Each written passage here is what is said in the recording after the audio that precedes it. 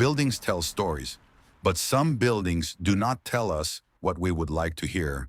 They do not tell us what we enjoy hearing. Today we speak briefly about the People's House, also known as the Palace of Parliament. The complicated, controversial, and tragic story of its construction we will leave for another time. For now, we don't want to say what this building is. We only want to say what it is not. This building is not harmonious.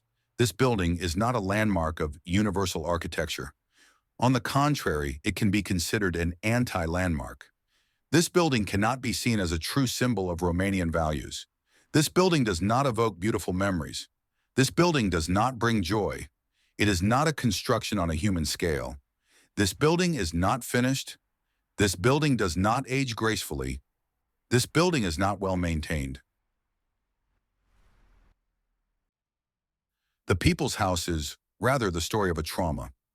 The construction was raised in the 1980s at the command of Nicolae Ceausescu. It was meant to be a palace for the leadership of a regime isolated from its own people.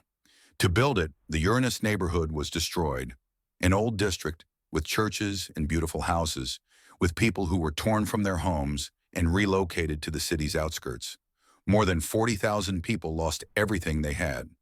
On the site of their homes, a mammoth structure was erected, almost 300 meters long, over 80 meters high, with hundreds of rooms, tons of marble and crystal, one of the largest buildings in the world, but also one of the heaviest burdens of Bucharest.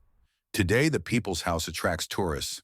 Many come to marvel at its size, to take photos of the largest administrative building in Europe.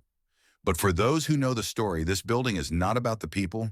It is about the cult of personality, about demolitions, and about a wound that is never healed.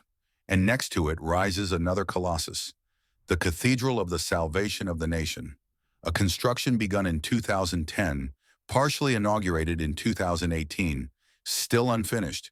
It is the largest Orthodox church in Romania, a project costing hundreds of millions of euros, financed mostly with public money. If one was raised under dictatorship, the other was raised under democracy. But both bear the same imprint, that of grandeur, of disproportion, of the desire to dominate space and people. Two enormous buildings side by side. Both show us that in Romania, power, whether political or religious, has not been expressed through modesty, nor through beauty, nor through harmony, but through concrete, marble, and pride.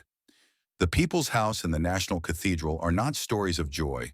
They are stories of how massive walls can be erected on the ruins of people's lives, and about how the memory of a city can be wiped away by bulldozers and replaced with a forced image of greatness.